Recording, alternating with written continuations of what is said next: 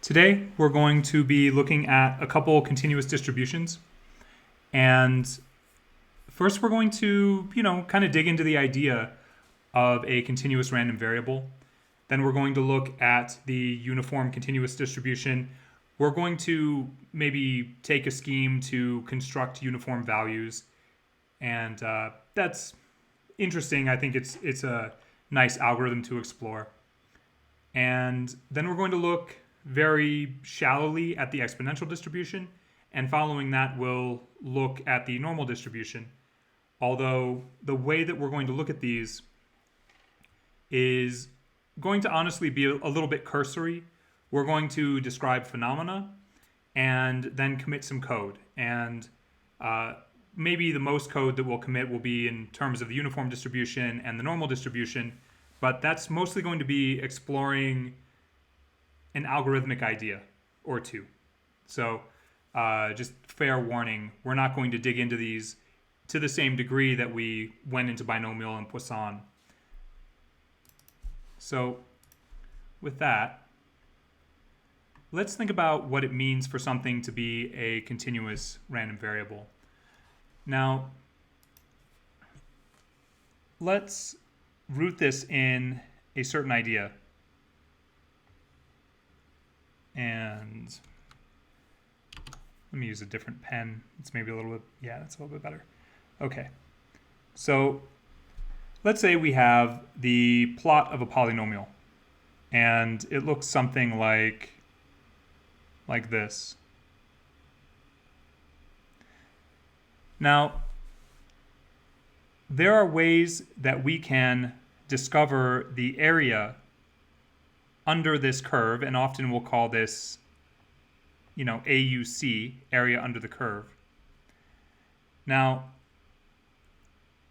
what if we consider this whole area to be something like 1, right? Equivalent to 1. So this entire area, this entire positive area, right, we're going to consider to be 1. And we're going to think about determining this chunk of it. There are different ways we might do that. And one of those ways would be integration. In terms of calculus, we might integrate this area, right? And that should get us an exact value through a formal integration. Now, another way we might think about this, though, is through integration by Riemann sums, okay? And what that's going to look like is we might break this down into chunks, right, where we get the area of this rectangle, then this rectangle, then this rectangle, and this rectangle, and this rectangle, and this rectangle, and this rectangle. And the sum of all those should give us an approximation of the area here, right? If we subdivide this again, if we divide these rectangles even further, let's say this rectangle goes down to here, and we just cut each of these in half. You can already see that we're getting something a little bit more precise. And, since we're cutting off the stuff that we're losing up here, or that we're gaining up here in terms of the area, and also we're recouping some of the stuff that we're losing here. And so this is a reasonable way that we might discover an area like this. So when we think about this, and we're going to do this in code a little bit later, but when we're thinking about this, we probably want to root this into a more basic idea, back into this continuous versus discrete concept. We have time, let's say, this could be anything, could be any measurement. We have time as a as a continuous phenomenon, and we might narrow in on a moment of time, let's say something like this is 0.1 seconds, and then we might narrow in even further, and here this is 0.01 seconds, and so on. And we can do this, if we have a precise enough instrument, we can do this indefinitely. And this brings up kind of an issue of, well, what is the value if this is between 0 and 1, and then going off to the right to infinity? What is the value of a specific point here? Well, that's kind of a problem. How do we measure this precise location? How do we measure the length of a precise location? That's a problem, and we can't really solve it in and of itself. And what we tend to say is that, if we're trying to discover the length of a point, right, on this line, that length is going to be 0. And the probability of a specific outcome is going to be 0. And so what we do instead is we bound our outcomes. And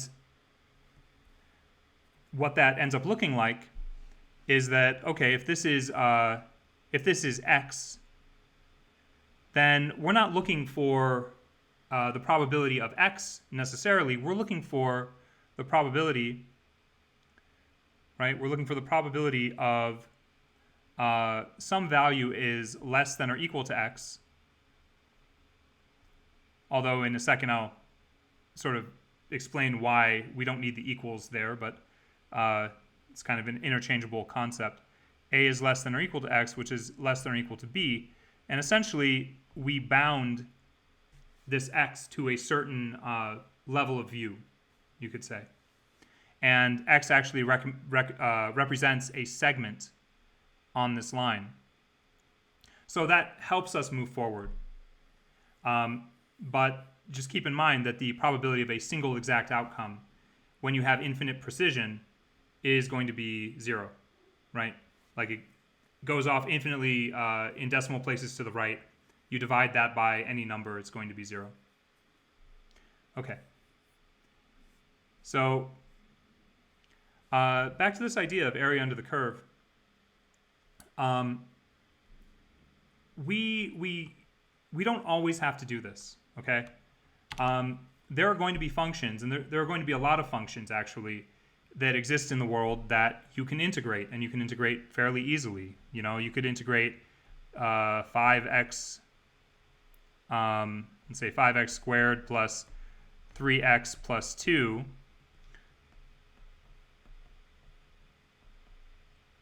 You could integrate this for a range of x, and you could get the area under the curve of that. And that's not hard to do, just mathematically. We can do that.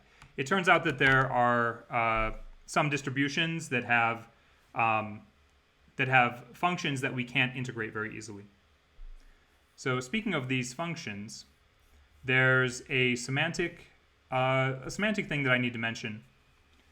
We have the idea of a Pmf, right? That's what we've been talking about in terms of discrete distributions. There's Pmfs, probability mass function.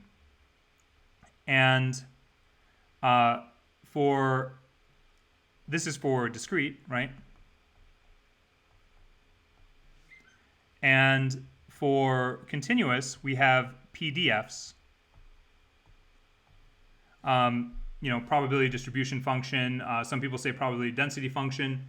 I think probability distribution function is a little more accurate. But note that even though a Pmf gives us the probability for a distinct value, right? Like the probability that of getting a K of 7 in 12 trials, we can answer that question, specifically. We can specifically answer that, right? What the PDF gives us is probabilities over a given interval, right? And that's how we're going to think about this. So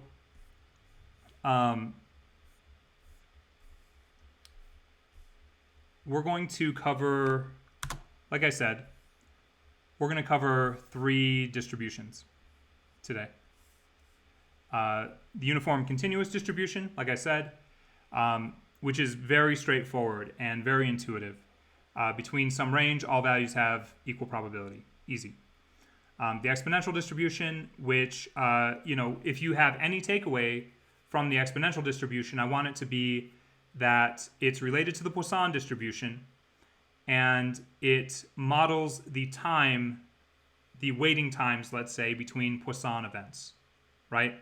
Remember, with Poisson, we're sort of negotiating with a continuous aspect called time, right? And, there is going to be some measure of time between one event and the next event. So if you think about that, then there has to be a distribution of those times that is related to the average number of events. And that's what we get with the exponential distribution. It's really helpful for that. And then we're going to talk about the normal distribution. And the way that we're going to talk about it, like I said, is going to be pretty shallow. We could devote a whole 50-hour course to the normal distribution, its applications, and how it fits into statistics, how we build sampling models out of it, all kinds of things. But we're not going to do that. Instead, we're going to take a Riemann sum approach to integrating on the normal distribution, because it turns out that the normal distribution, the PDF of the normal distribution is not easy to integrate. It's not possible to integrate it, actually. And classically, to find a probability of some event occurring, we would look it up on some tables. And I think I actually have some of those tables, and I might walk through a quick version of that. That's one of those things that, in general, you're not going to have to do. You're going to use a statistics library to do it, and you'll learn how to use a statistics library to do that in the future, in the near future. So I kind of want to show you how to do something, or how to think about a problem a little bit differently. And we're going to think about that problem in terms of the normal distribution, but the way we're going to go about solving it, you could apply to pretty much any two-dimensional, any distribution or any function that can be represented easily in a two-dimensional space. So I think it's nice to think about it that way. Huh. Oh, there we go. Sounds like somebody's mic might be on. If everybody could just check their mics really quick. Okay, so let's talk about a uniform distribution. Now, the thing that is sort of iconic about the uniform distribution, and I'm going to make this uniform between 0 and 1. Here's 0, here's 1. The shape of this is just a flat line. It's just, that's it. That's all you get. And kind of what this means is that any outcome has equal probability with any other outcome.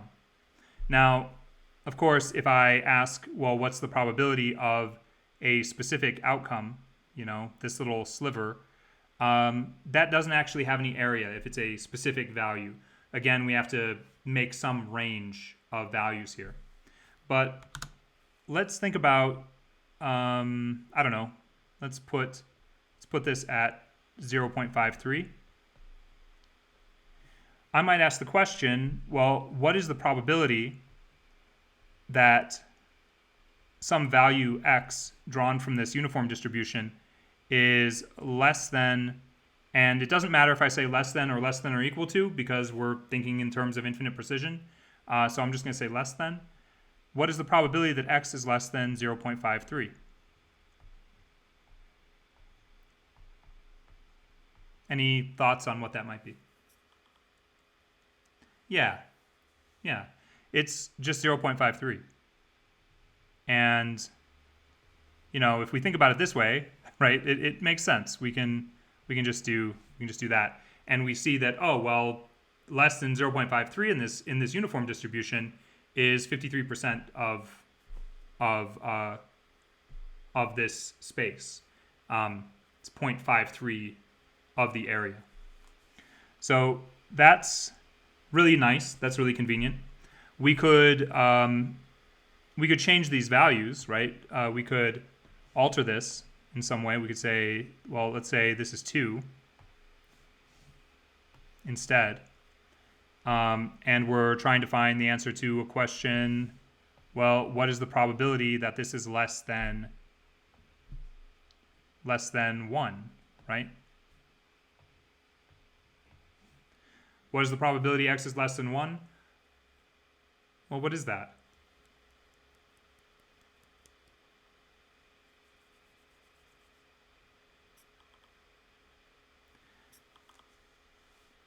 Think about it. If you're looking at this visually, how much of the space exactly? 0.5. It's 0.5. And if we think about it that way, we can extrapolate this out for any range, and we end up having a fairly easy problem to solve. Now, the way that I would go about thinking about this is the probability that x is less than, well, let's say n, okay?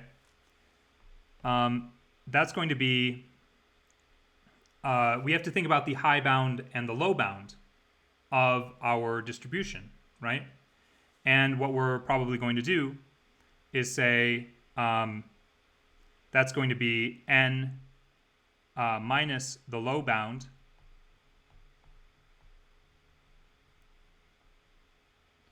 over the high bound minus the low bound, right? And I think that makes sense. So if we have, I don't know, let's say we have this distribution and it goes from negative 27 to 43. We can solve the question, well, what is the probability x is less than 5, right? That's just going to be 5 minus negative 27 divided by 43 minus negative 27. And that is going to, it's going to standardize to the range 0 and 1, right? It's going to give us a probability out the other side of it. So I think that's pretty straightforward. That's easy to get. And there are a couple other sort of conveniences here. We have an expected value, right? We're kind of always, at least a little bit interested in the expected value of x in a uniform distribution, or in any distribution, the expected value. This is just going to be 1/2 multiplied by the low plus the high bound. And that makes sense, right? We can kind of play that out, negative 10 and 10. This is going to be, well, it's our expectation here. Well, what do you think the expectation is going to be here? Just looking at it.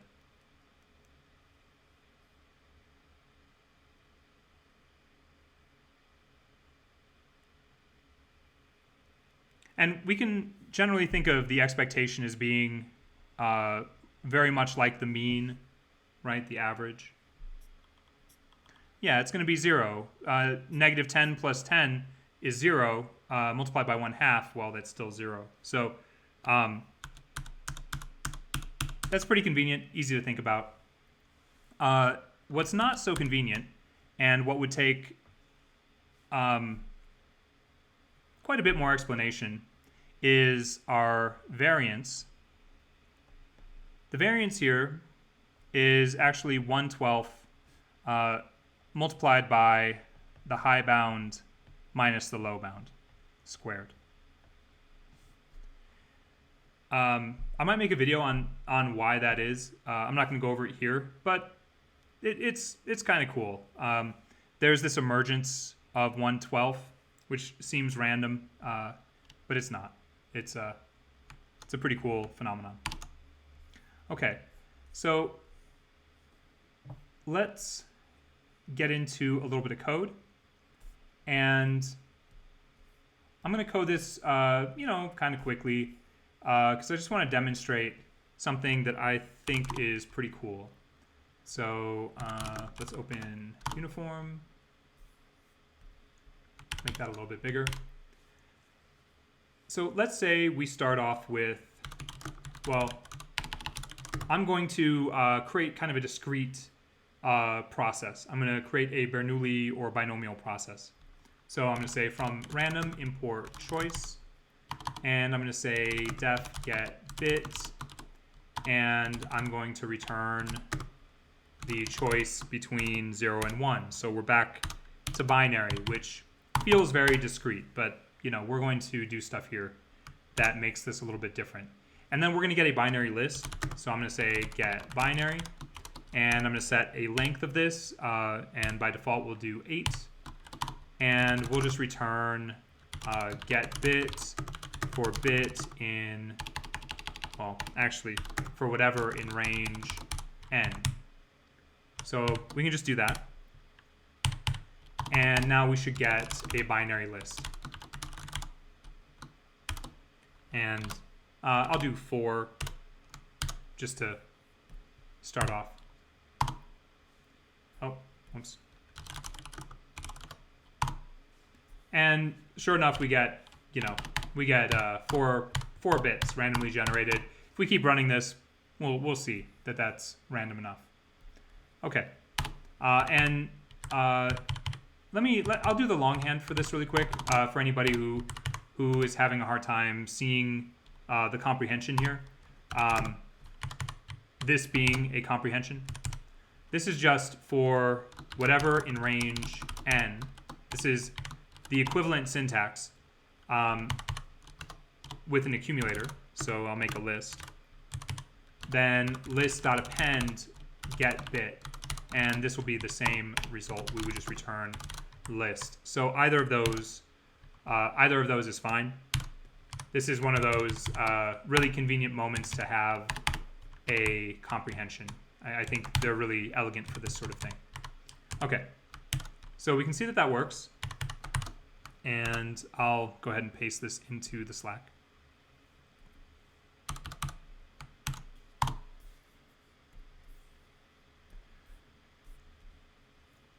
Now, we can work with this this binomial process in such a way that we actually transform the value into a, let's say, pseudo-continuous value between 0 and 1. And that's not very hard to do. We're going to apply a geometric process. So if you remember, let's say for I in range, let's do 10. I'm going to print 0.5 to the I. Actually, let's start at 1 and go to 10 plus 1. And what we're going to see is something that we saw in the geometric distribution when we set the probability of any given trial at 0.5, right? So we get 0.5, 0.25, 0.125, 0.0625. This is a geometric series. And we can think about this as being able to apply a smoothing element to a binomial process. And this is the kind of thing that when you see it, it's like, oh, that's really weird that does that, but that's really cool. So let's write a function here called getFloat, def getFloat, and we're gonna, put in a number of bits, right? So some number of bits that we're going to use to construct this float. And so the first thing I'll do is Here's our binary. I'll call to get binary with the number of bits. And then I'm going to loop through this and collect into an accumulator a process from the geometric decay that we're seeing. So if I start this at, well, we're going to make a float. I'll start it at 0, and I'm going to say for exponents in range, we'll go from 1, to number of bits plus 1. And we can then, oh, you know what we probably should do is for exponent and bit in enumerate. This will be better. This will be a lot cleaner. And we'll enumerate that binary list, and we'll start counting the exponent at 1. Okay? And then from here, we can just say, let's increment the float. Let's increment the float by 0.5 raised to the 1, and then the 2, and then the 3, and then the 4, right? This is our this is a sort of coefficient of decay. And then we can think about the bits as being like switches, whether or not we include that value. And so I can just multiply this by the bit itself. And if I return the float, we're going to see something kind of cool here. So print, let's get the float for some value, some length like 8. And I is not defined because I called it bit. Oh, because I called it exponent, actually. Okay, there we go. So here we get 0.22265625. Run it again. Notice we're getting values between 0 and 1. And it turns out, and I think this is pretty cool, it turns out that these values are going to follow a uniform distribution. We could test that out. We could make bins for it. We could pack it into a dictionary. We could do all kinds of stuff to validate that. But ultimately, we have created something that's uniform. Now, why is that, right? Why is that? So let's imagine that we have this binary list, 0, 1, 1, 1, 0, 1. And probably going to need to look up. There we go. I don't know all of these factors offhand, so I'll just copy them really quick. Put that over there. So the potential value for this first bit is actually going to be 0.5, right? So the way we're going to think about this is that this is 0 times 0.5, and then we add to that 1 times 0.25. And you can see that each bit has less and less contribution, right? Plus 1 times 0.125, or sorry, 0.125. And, you know, and so on. Plus 1 times 0.0625, plus 0 times 0.03125, plus 1 times 0.01565. And so in this scheme, if we pulled a list that was just 1 long, it's either going to be 0.5 or it's not going to be 0.5, right? If we pull a list that's 2 long, well, what are the potential values if we pull a list that is 2 long here?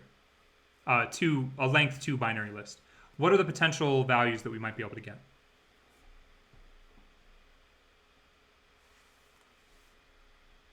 Right, if we get 0, 0, that's going to be 0, right? What about 0, 1? What's that going to be?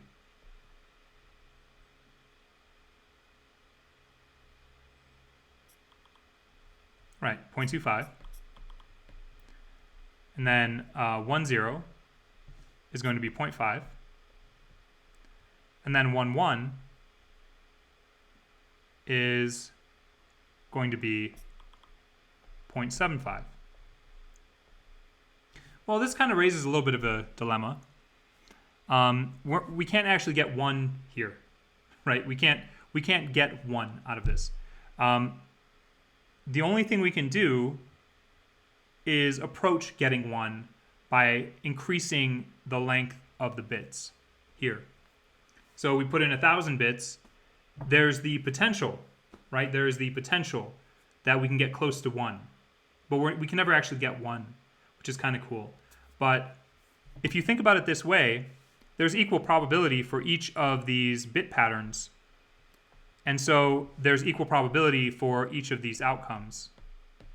And if we add more bits to this, each of those bit patterns is going to have equal probability. And so each of those, as we add more precision and more granularity, as these numbers become more precise, more decimal places, we aren't changing the shape of the distribution at all. It's still going to be flat. So that's kind of a cool thing, cool scheme that just wanted to show you. And that's partially so that when you're thinking about randomness, when you think about randomness, it's good to tie it to a phenomenon, right? If you're thinking about randomness, like very pure random in some way, maybe it's photons popping in and out of the ionosphere, right? And the time in between photons popping in and out in a given area, or maybe it's constructed by the movement of the fluids in a lava lamp, right? Like some method of measurement of that, where you have something that is like some phenomenon that is random in such a way that it allows for a something like the emergence of the random property that we're talking about. Now, in this process, of course, we're going to see a flat distribution, right? If we sample from this enough times, this is going to be relatively flat. And, maybe it'll dip up and down a little bit, but it's going to be relatively flat. So, that's essentially a uniform distribution. We use them all the time. When we use any kind of randomness, when we use sort of the standard randomness that we've been using, those have been uniform calls, right? Choice is establishing whatever we're choosing from as a uniform distribution, and it's going to choose with equal probability from any of those. If you use from random import random, that's a uniform random distribution.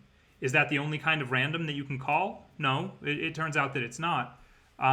You can, for example, and I'll just pull this up really quick, random normal. If you want to pull a random number from, say, a normal distribution, you can do that using NumPy, for instance. So there are other types of random just that you can use.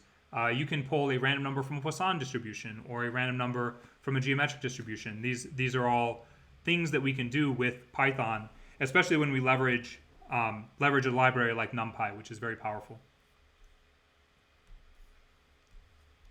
So when you talk about random, with most people, you don't need to specify what kind of random it is, right? Like, what kind of random is that? People are like, it's random, obviously. But in this world, we have different kinds of random, and you want to qualify that if you need to, right? I think the assumption generally, though, is that random, if you just use it colloquially, means uniform. So let's think about another distribution. And I think this one's pretty straightforward, and it's something you've probably worked with more than you think. But we're not going to get so into it. We're just going to talk about it lightly. We're going to think about the exponential distribution as modeling the time between Poisson events. And I think that's That's a simple way to think about it. And if we think about this again in terms of time, when we were talking about Poisson,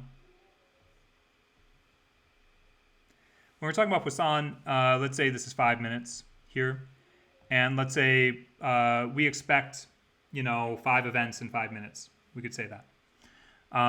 Where do those events sit? Right. This was kind of the problem, the premise of the problem. Are they sitting evenly spaced? Is that what we expect? Maybe, maybe not. They don't have to, right? They could sit in a very clumped way, right? And really, they could occur we might think, well, maybe they're evenly spaced, but it kind of turns out that there is a tendency for them, to bunch given the expectation.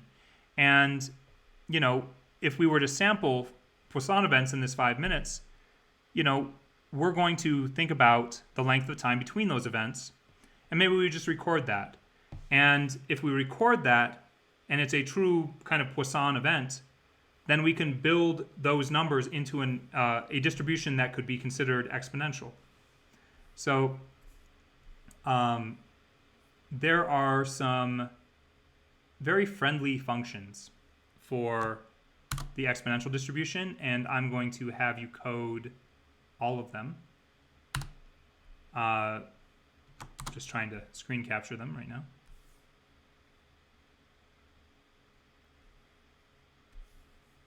So this is really just about committing code right now. You're going to code the exponential PDF, the exponential mean, the exponential CDF, the exponential variance, okay? And exponential variance here, this got cut off a little bit, but that should just that just takes a lambda, right? And then from the variance, you can extrapolate the exponential standard deviation. So let's put 5 minutes on to code that. And go ahead and submit that when you get it.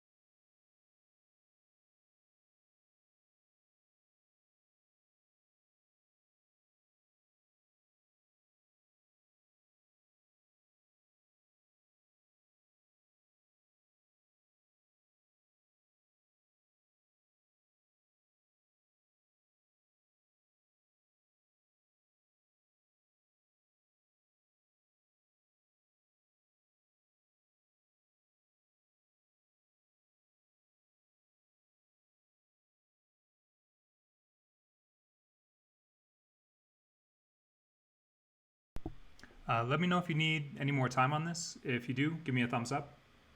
And, well, looks like a bunch are coming in, but if you do need a little more time, just let me know.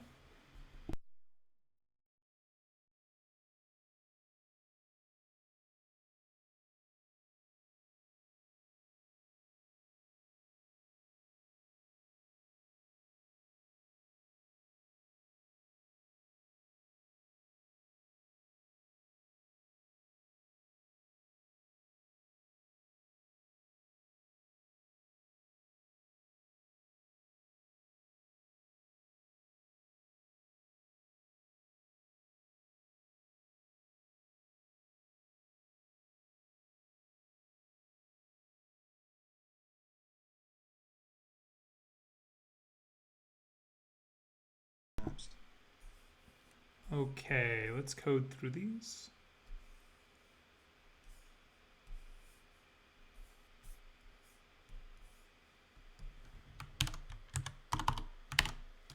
All right. So we're gonna need a couple things, right? We're gonna need well, specifically we need e, right? So from math, import e. I'm also gonna import square root, but we could just do, you know, anything exponentiated to the 1/2 to get the square root. Square root function, it's a little more Pythonic to use it, but either way is fine. So I'm going to say exponential PDF, this is lambda and x, and I'm going to say if x is less than 0, let's return 0. We don't have to do that necessarily, but it is explicitly in the definition, and that's what we would expect if x is 0. So we'll return lambda. Oh, right, I was going to change over to using lam. It's a little nicer. Times e to the negative lam times x. So that should be our exponential PDF. And then the exponential Cdf. This is really nice. The exponential distribution is really nice. We have a closed, simple CDF. So again, I'll do this. Well, I'll just copy all of that because it's not so different, right? Return 0, and then we're looking at 1 minus e to the negative lambda times x. And then the next one is the exponential mean. So exponential mean, that's lam, and we can just return 1 over lam. And that's, let me name that properly. Another really cool like aspect of the exponential distribution, right? We can see that built into the exponential phenomenon is this very simple way of expressing the expectation out of it. And we'll think about that maybe in terms of how long would you expect to wait. Seems very, very straightforward. And then we've got the exponential variance. Pass in lambda, and we return 1 over lambda squared. And then if we want the exponential standard deviation, that's pretty simple, right? That's just exponential std and pass in lam, and we can return the square root of the exponential variance.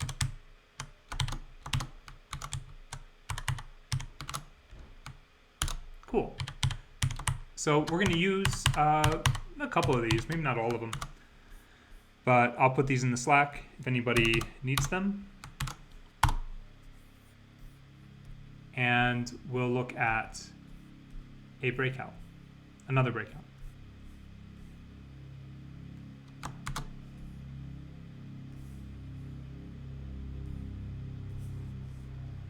Okay, so suppose you're on a street corner trying to hail a taxi cab.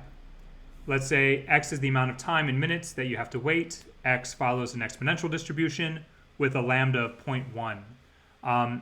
And think about this, if cabs arrive at the rate of 0.1 per minute, right? That means the same thing as lambda did before, right? That for every minute, there's 0.1 cabs. The volume of time we might consider is 1 minute here. Now, with these functions, you can try to answer what's the probability that you'll have to wait more than 10 minutes. What is the amount of time that you would expect to wait? What is the variance of this random variable? So, yeah, so think about this. If we're talking about greater than some amount in a distribution, we're talking about what, right? Are we talking about the PDF or PMF? It's obviously not the PMF in this case because we don't have a PMF. Or are we talking about the CDF? You know, we're saying, well, you're either going to wait between 10 minutes and infinity minutes, right? So think about that. You have everything that you need here. Go ahead and solve it. I'm going to put 3 minutes on the timer.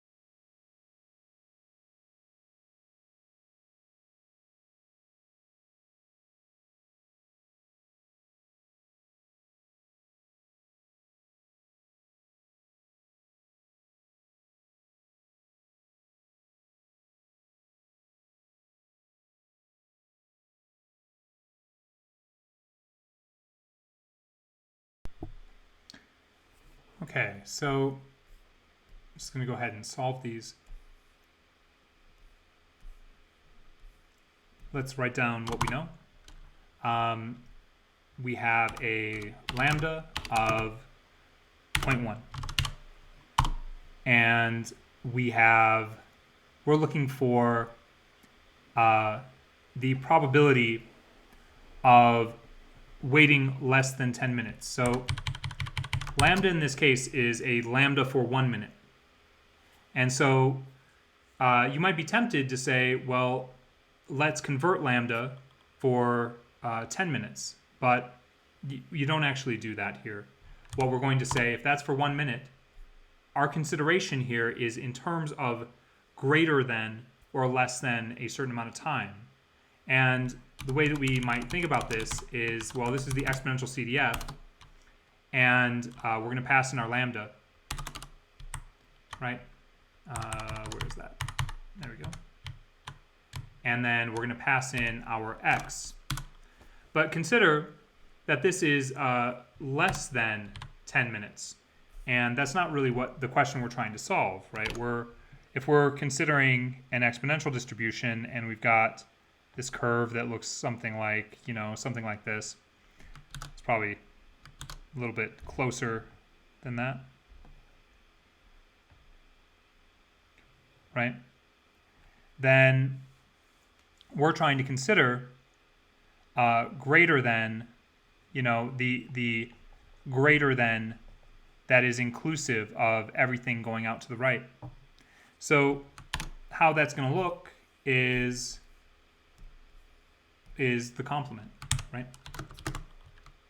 So instead of less than, we're going to look at greater than by just looking at the complement. So that should answer the first question. The second one, what is the amount of time that you would expect to wait? Well, given a lambda, we have our expectation right here. That's going to be, when you hear expectation, you can just think, for now, you can think mean or average, and that's all we're asking. How long would you expect to wait? Well, it's going to be 1 over 0.1. And then the variance, well, that's easy.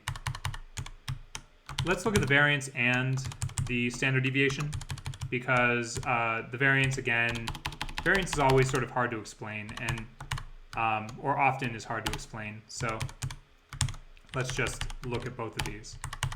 And I'll say print that and this. And see what these are.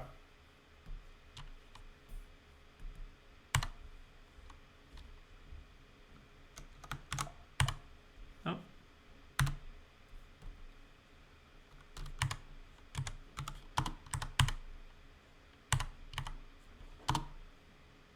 Name x is not defined.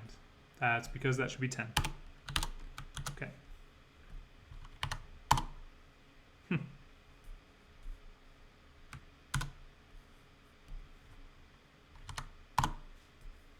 Okay.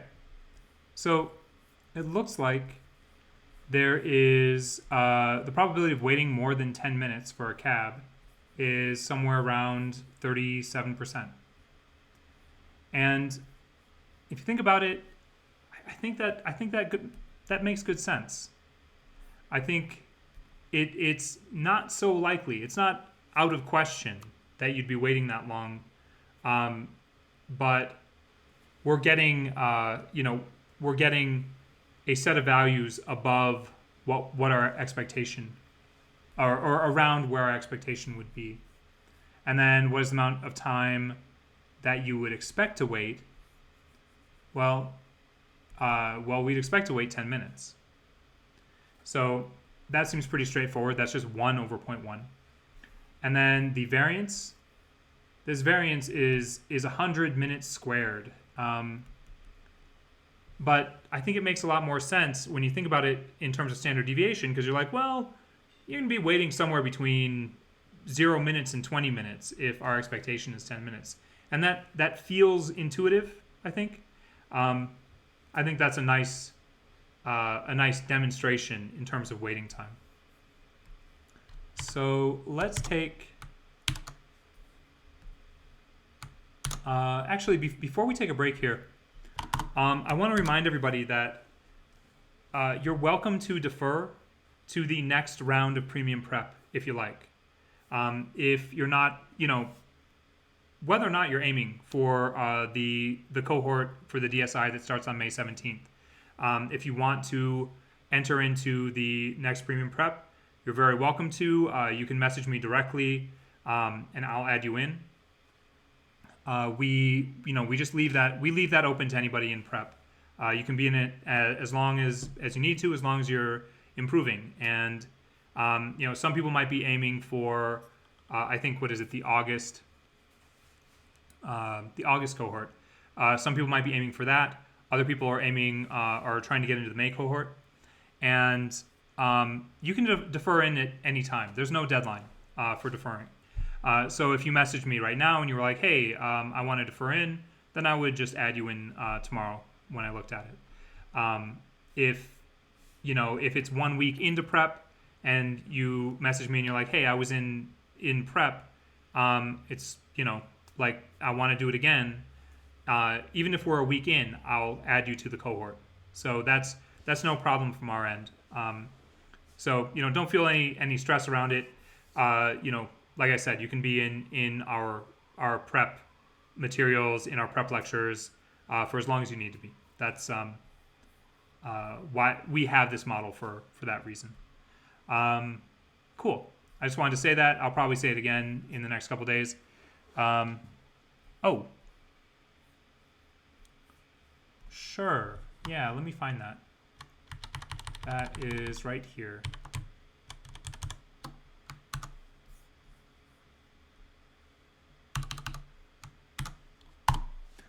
And yeah, with that, let's take 6 minutes. And when we get back, we'll talk about the normal distribution. So I'll see y'all back in a little bit.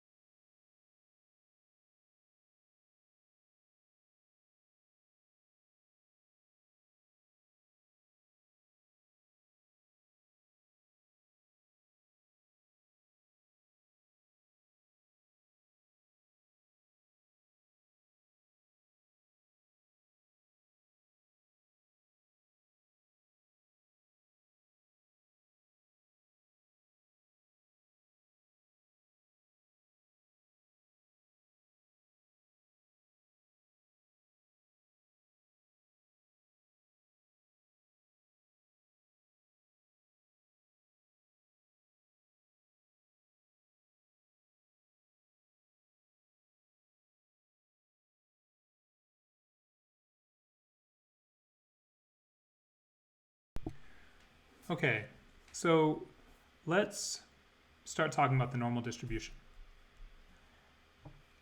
And again, we're going to give this a fairly light treatment. And it's not that the normal distribution doesn't deserve a lot of treatment. It really does. But we're giving a light treatment here because it shows up, well, in so many stats courses, you focus so heavily on the normal distribution. And if we extended this out another 6 weeks, we would dig into a ton of different distributions, a ton of different algorithms in statistics. But we're pretty much just trying to build you a foundation for probability and to give you a look into these different distributions. And from that, you have the means to learn a lot more on your own and a lot more in the DSI. So let's think about the normal distribution first off in terms of its shape, right? So you've all seen it, I'm sure. We've got this classic shape of the normal distribution that looks like this. It's funny, I put that in the wrong spot, but whatever. Let's say that we have symmetry around the mean, and we could even center this at 0 and think about this as being positive values and negative values. This goes out to positive infinity. This goes out to negative infinity. Now, a lot of natural phenomena follow a normal distribution, depending on how you look at it. Things like the heights of humans, right? If you were to take everybody who's, 33 years old and measure their heights, they would reasonably follow a normal distribution. Although I doubt we're going to find somebody who's negative 1.5 feet tall, right? Like that person doesn't exist. And so there are claims that are made, and pretty often there are claims that are made that, everything follows a normal distribution. It's everywhere. And the premise might be a little flawed. Not everything follows a normal distribution. There are phenomena that have normal aspects, and if we sample from, do repeated sampling with replacement from various types of distributions, what we end up with is something that's shaped like a normal distribution, which is a really cool facet of the normal distribution that leads us into things like the central limit theorem. We have sampling processes that we use all the time that are rooted in ideas of the normal distribution. But the idea that it's a dominant distribution is maybe a little flawed. There are a lot of, really heavily tailed events, things in nature that follow, say, the power law or, other sort of very different types of distributions. And, we're going to think about a couple, really just one phenomenon when we're looking at this in a few moments that tends to follow a normal distribution, but yeah, we can think people's heights or heights of trees in a forest or, I have to think of more. Income distribution tends to follow a normal distribution in our form of capitalism. It tends to. Does that mean that it is fundamentally meant to for some other reason than the kind of system that we have in place? I wouldn't go that far. And I think it's important to continually apply like that kind of critical lens. Like, is this the way it is because that's just the way it is? Or does this occur for some other reason? It's a little easier when we think about, the heights of 33-year-olds. That's easier. There's humans are humans, and we tend to grow at similar rates. And, if you average out, maybe there's something that kind of averages out things from nutritional deficiencies or other things that might inhibit growth or exacerbate growth. All of that gets kind of worked out in the mix if you have a large enough sample and something starts looking pretty normal. But I wouldn't take normal, this word normal, literally. And very often, if you're thinking about normal, depending on where you're reading, what research you're reading into, we might instead call this Gaussian. And in my head, I default to Gaussian because normal isn't necessarily normal, but it does show up a lot, right? So does Poisson, so does binomial. And they're all related, and they're all different models for considering different phenomena in the universe. So let's talk about, let's talk about the normal PDF. And I'm going to have you code this in just a moment. So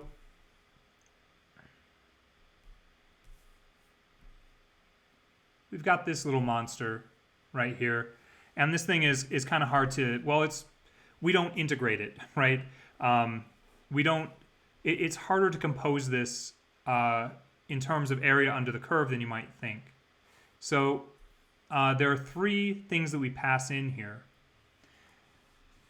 We pass in the mean that we assume we know the mean beforehand, right? So we pass in the mean. And notice we pass in the standard deviation, okay? And then this is the value of x, right? This is the value that for which we're looking for a probability. So let me pull up this slide with the breakout on it. And this is going to be a pretty straightforward,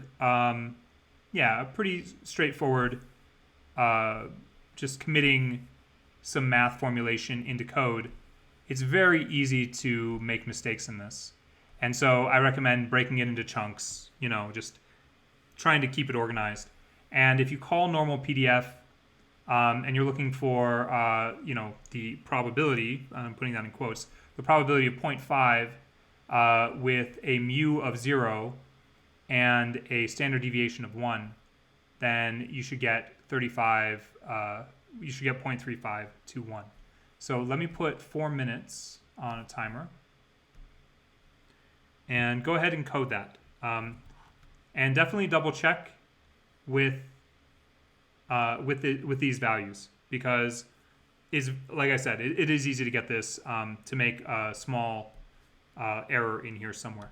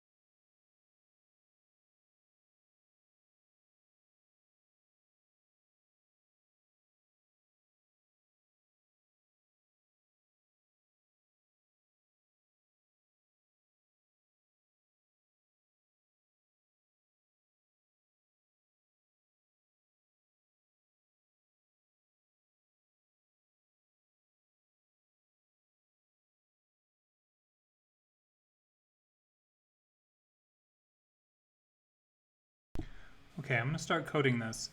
I'm just going to set a copy of this, this formula down here. And I realized that I put this exponential stuff into the uniform file. And I should probably just make one single file for these, but how about I just fix that really quick. And then there's also normal. Okay. All right, so we're calling this normal PDF. And we're passing 3 things. And I'm just going to set default values for these. X is 0, mu is 0, and sigma is going to be 1. And I'm going to need to import a couple things as well. So from math, import e. And notice pi is in here. So I'm going to import pi. And I'm going to import square root. I don't need to import square root again. I could just exponentiate to the 1/2, but I like the square root function. So when we're looking at this, let's just pick this apart. This is really just an organizational task when you get down to it, right? So we've got, let's do this part first. So 1 over, it's going to be 1 divided by sigma multiplied by the square root of 2 times pi. Okay, so that's the first chunk of this. And I'm just going to give a little bit of space. And then we can think about, well, this is e to the, well, there's a couple things. So -1/2. And I'm going to kind of separate this out even further. So -1/2. And then we've got this next fraction squared, right? So multiplied by, this is going to be x minus mu. And that is going to be divided by sigma. And I'll just collapse all of this back down and hope for the best.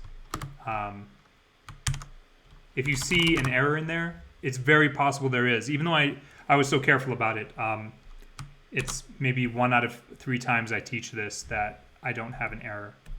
So let's see if that works. So print normal PDF of, what did we say? X is 0.5. Mu is 0. And sigma is 1. So what we expect here is 0.3521. If I actually run the code. 1 second.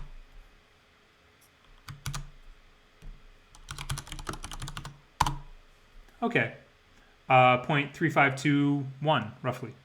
Yeah, okay, so that worked. I'm gonna hand this off so that y'all have it.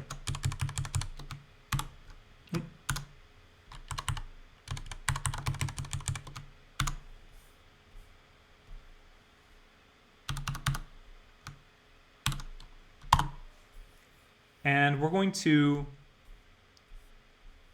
think about this we're going to think of an algorithm to solve the CDF, okay? And I think this is a nice algorithm to cover because it is that Riemann sums algorithm that I showed before. You know, and when we're thinking about the normal distribution, we don't really have the means to integrate it. Not easily, right? Let's see if I can, slightly better, whatever. So if we're trying to discover the area under all of this, well, the AUC here, the area under the curve, right, of everything needs to equal 1 for our purposes, right? That's what we're dealing with. Now, let's zoom in on this, right? Poorly zoom in on it. And let's break this down. Again, if we are looking for the probability, let's say, of x is, I don't know, let's say this is, 0.3 or something like that, or negative 0.3. The way we might construct this, again, is we might build little rectangles with little widths, right? And if we pass in the PDF, we might be able to just get the area for each of these rectangles and sum them up, right? So here's area 1 plus area 2, and we can keep doing this. And there are different ways we might do this. We might have what's called a left Riemann sum, where that left edge of the rectangle is sitting on the curve. We might have a right Riemann sum, where we have the right edge of the rectangle sitting on the curve. Or we can have a middle Riemann sum, where the middle is touching the curve. And arguably any of these can be valid. In this case, I'm showing, a middle Riemann sum. Notice that we lose some area over here, and we gain some area right there. So the way that we can make this better is we make that width smaller, right? This width, if we cut these rectangles in half, we get a better measurement. So I'm just reiterating that because I'm about to write some code to demonstrate this. So let's go with, am I about to write code to demonstrate this? No, I think I'm going to demonstrate how to use a normal table first. No, let's do it in the other order, since I've already laid the foundation for a Riemann sum.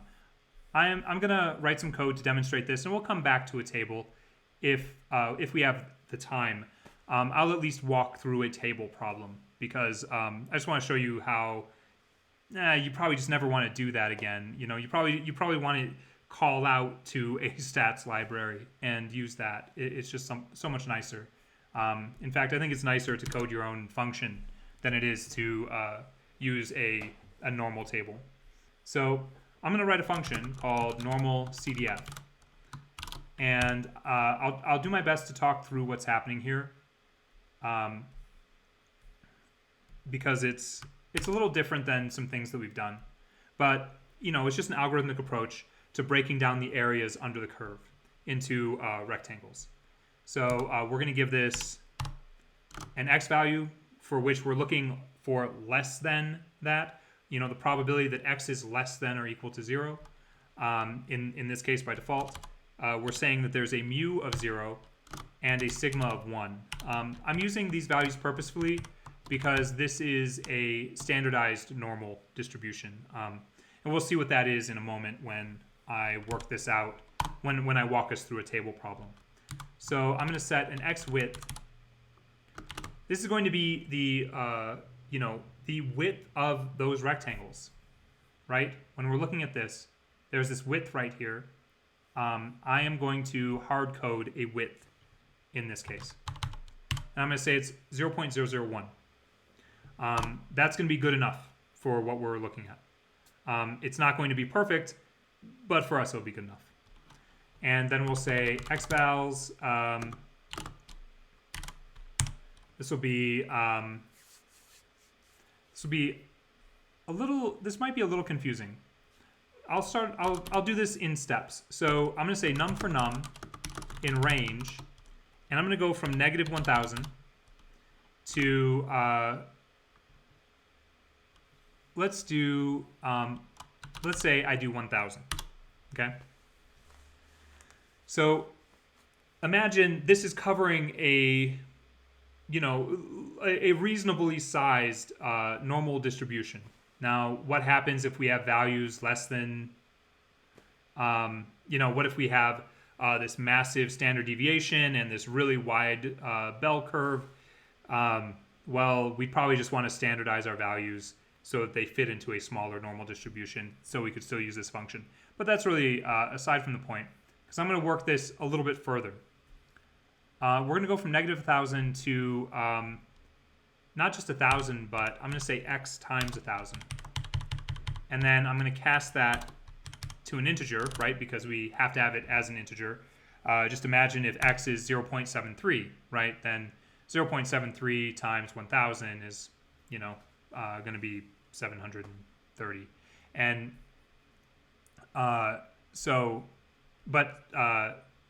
it'll have a decimal point, 730.0, and we can't really do that. So in that case, this would go from negative 1,000 to 730. Okay, well, that's fine. Let's also take this each of these numbers and multiply them by the width of x.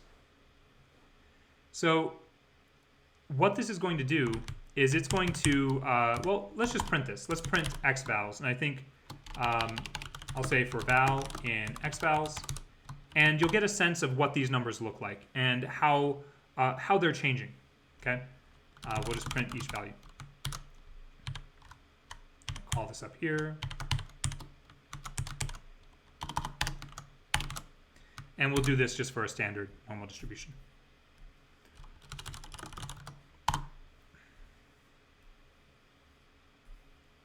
So if we look at this, we're going from, if I scroll all the way up here, we're going from basically negative 1, negative 0.99, 0.998, 0.997, 0.996.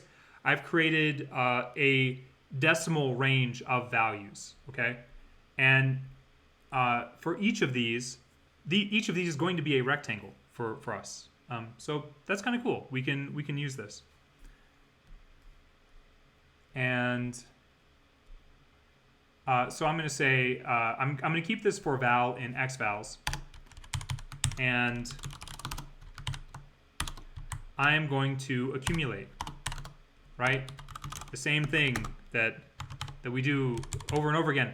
We can accumulate to solve so many types of problems. It's not always the best solution, but it's almost always a solution. So I can say the accumulator is going to receive this normal PDF for the value, mu, and sigma multiplied by the width, okay?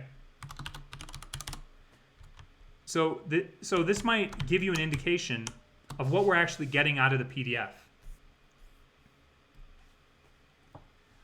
We're kind of getting this out of the PDF. We're kind of getting that height, right? And so if we have this height and we have this width, then we're going to be able to just multiply those together to get that area, right?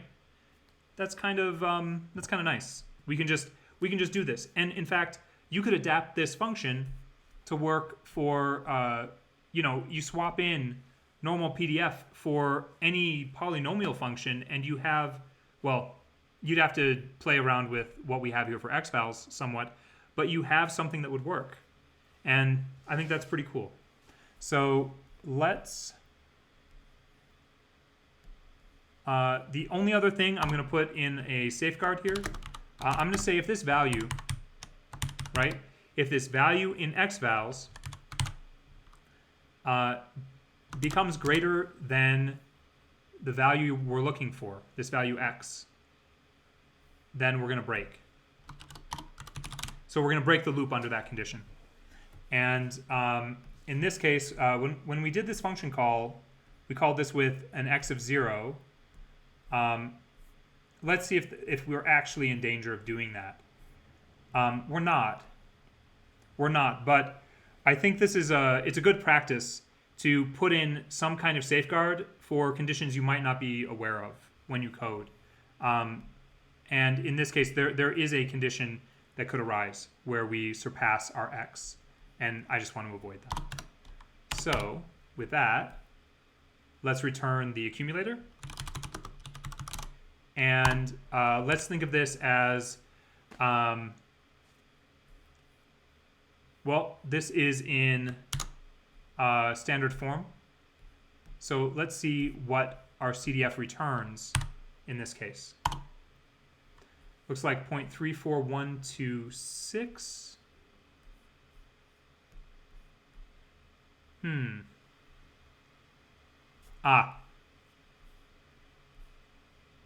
Is that right?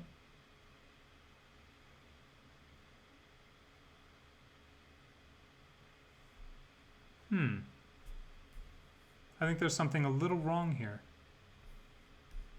Let's see. Let me test this with some other values that I know the result of, and just make sure.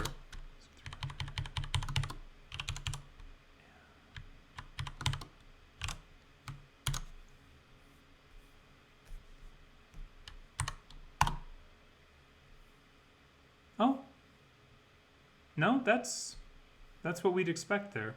Huh. Interesting. I might need to double check this function. I think there might be something a little funky going on here, but in general, this is the idea for Riemann sums.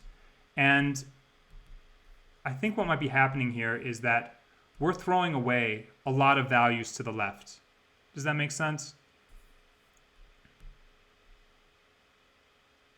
When I changed num width, num stayed the same.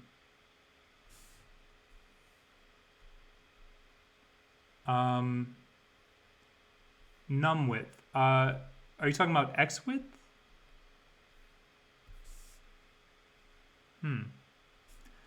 I think what is happening here is that we're not going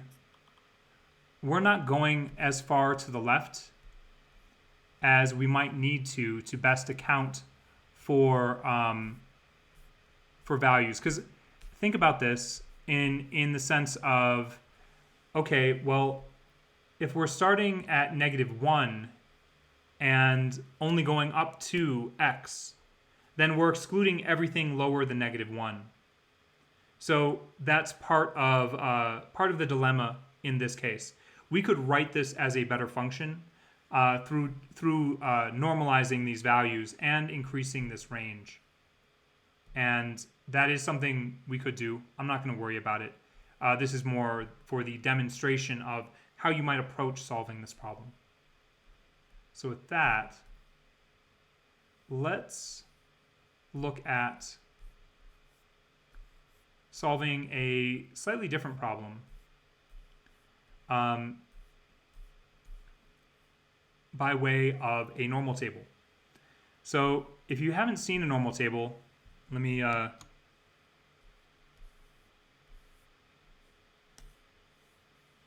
show you what that looks like.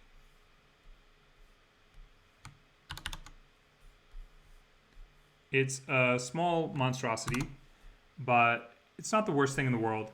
And once you figure out how to read it, it's not so bad. So here's a normal table. And what you do with this is you calculate what's called a z-score. A z-score is a normalized value for x, okay? And what I mean by normalized here is that mu is 0, sigma is 1. But if we're talking about the heights of people, we're not talking about a mean height of 0, right? We're not talking about a standard deviation of heights as 1. We're talking about, I don't know, like 5, maybe 5'4", 5'5". I'm not sure what the mean height is for people. And then some standard deviation around 8 inches. I don't know, maybe less. And when we're looking up values in this is a little bit funny, but you calculate a z-score, and it could be negative, it could be positive. and there are pages of these tables. You look at, let's say you calculate the z-score negative 3, let's say negative, let's say negative 3.2,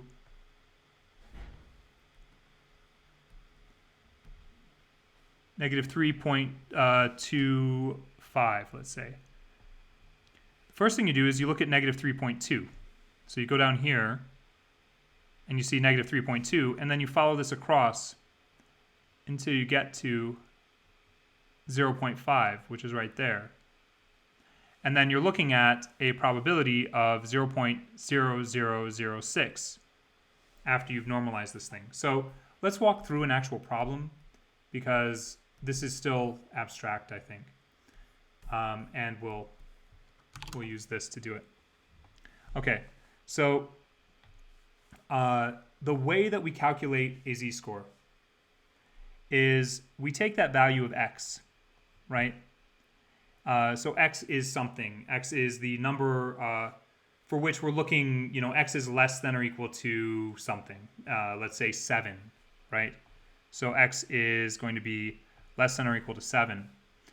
We're going to assume that we can transform the distribution, the normal distribution, in terms of a new variable z. And z is going to be x minus the mean over sigma. Okay? So let's say we're looking for less than or equal to 7, and we have a mean of 9 and a sigma of 2. Then our z-score would be 7 minus 9 over 2. So 7 minus 9 is negative 2 over 2, and that would equal negative 1. And once we have that z-score, we can reference the table. The table I have in front of me doesn't go down to negative 1. I'd need more pages of that. But we would look it up in very much the same way. It would be negative 1.000, and it would just be, it would be the first value that we see there on the left. So let's do a concrete problem here. A very straightforward problem. We're going to say that that SAT scores are meaningful. We're going to imagine that's true first, and then we're going to say scores on the verbal part of the SAT follow a normal distribution with a mean of 475 and a standard deviation of 98. So we might draw this first, and I think that's generally a good practice. So we've got this normal distribution, and here we've got 475, and we're going to say that our standard deviation is 475. Well, I could say this, the width of this, I'll just do it like that, is 98, right? So we've got a sigma of 98. Now, the way that we are going to start working this out, and maybe I'll just make sure that it's clear that that's mu. The way that we're going to start working this out is we're going to ask a question such as, what is the probability? What is the probability that that our random variable for this is going to be less than or equal to 300? Okay. The first thing we're going to do is ask the question, well, what is the probability that x minus mu over sigma, this is going to be our z-score, is less than or equal to 300 minus mu over sigma. So already you can see that we need to calculate the z-score in order to do this. So this ends up being, so we transform x into z, and we're now asking the question, maybe I'll just erase a little bit, make a little more room. now we're asking the question, what is the probability that z is less than or equal to 300 minus 475 over the standard deviation 98, okay? And what this is going to do is it's going to rebuild our normal distribution around a mu of 0 and a standard deviation of 1.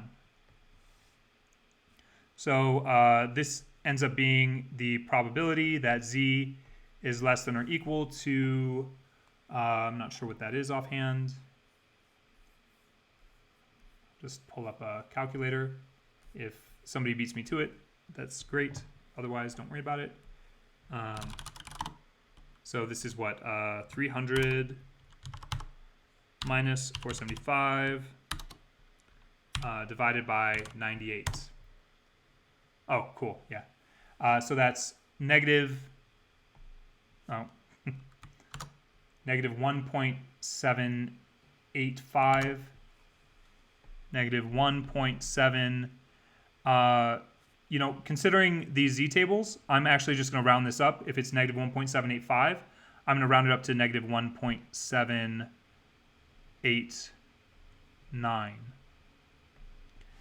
Now that we have that, we can look this up on the z table.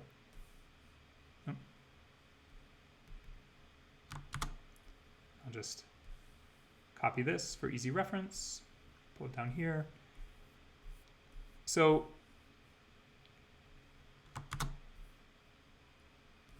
this is, once you do this a couple times, it's really easy. It's just that, it's sort of like a human procedure that is much better left to computers. So how do we find this? Well, we're considering negative 1.789. So the first thing we do is we look for, on the left, we look for negative 1.7, which is right here. And in the top right, I'm just going to move this over a little bit. In the top right, what was that value? Negative 1.789. That's actually going to round up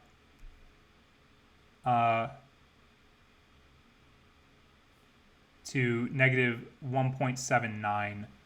Because notice we only have 2 significant digits here. So we're going to look over here at the 0.09 column.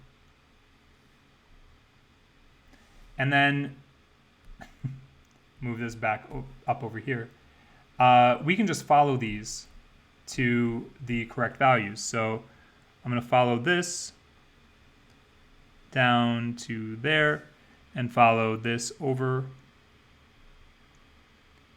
And we get 0.0367 as the result.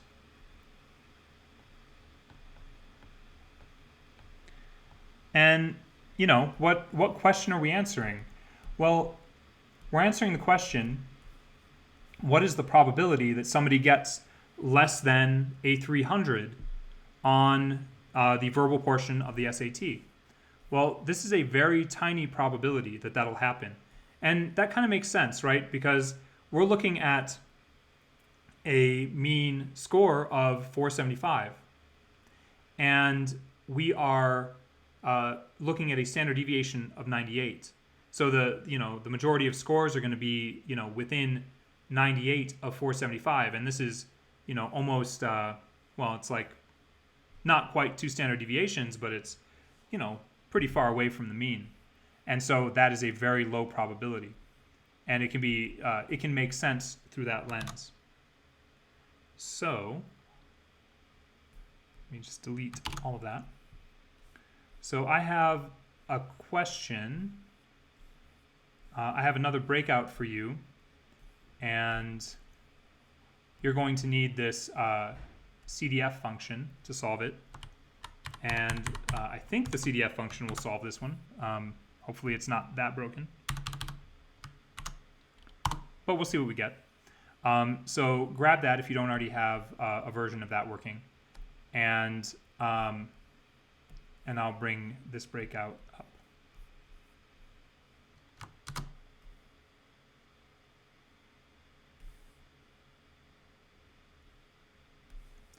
Okay, so a radar unit is used to measure speeds of cars on a motorway. The speeds are normally distributed with a mean of 90 kilometers per hour and a standard deviation of 10 kilometers per hour. What is the probability that a car picked at random is traveling at more than 100 kilometers per hour? Okay. So I'm going to put a timer for 4 minutes. And do your best to answer that. The easiest way is going to be using the normal CDF. If you have some stats tables handy, feel free, but I'm not going to recommend that. Okay, so yeah, go for it.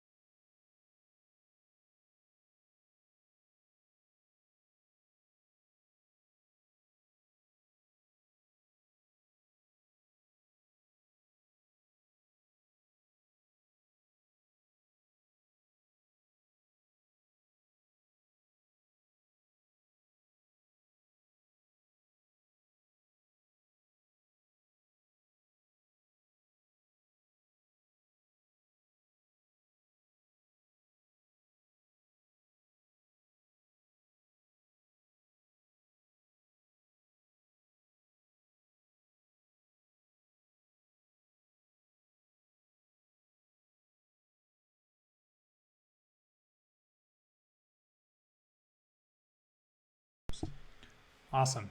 A lot of people got the right answer on this. And I'll just throw in these values. So, oh, you know what? Let me just actually have this in front of me. And why don't we just draw this really fast? I think it's just a helpful thing with these to, if you can, just draw them really quick. So we've got this normal distribution, and we're looking at a mean of 90 kilometers per hour, and we are wondering, well, we've got a standard deviation here of 10 kilometers per hour. And we're wondering what the probability is of getting of a car picked at random traveling greater than 100, faster than 100 kilometers per hour. So we're actually looking right here straight down the standard deviation, and we're looking for the area out to the right of that. And this probably just strikes you offhand as being the complement of the area below all of that. So we can use the CDF to get this area below and just subtract that from 1. And what that looks like, I'll do it like this. We've got an x of 100. We've got a mu of 90. And we have a sigma of 10.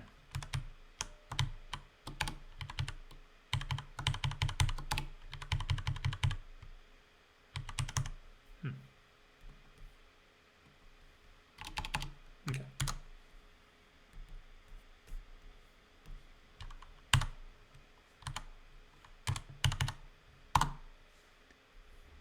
So this is the area to the left of that 1 standard deviation, and we want to subtract that from 1.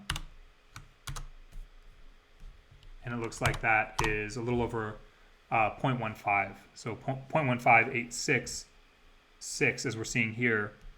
So I actually checked this against a calculator, another standard deviation calculator, normal distribution calculator, of which there are hundreds online if you ever want to look at one. And it looks like that function is doing okay, actually. I was a little concerned. I think it might start failing for, actually for standardized normal distributions, which is a little silly. I should go rewrite it a little bit so that doesn't happen. At any rate, just verification that is doing what we expect it to do. Cool. Let's call it there for today. Trying to think if I can start talking about, in 5 minutes, anything about Bayes' theorem. Well, I'll just say this about Bayes' theorem. Remember, we've asked questions like, what is the probability of A?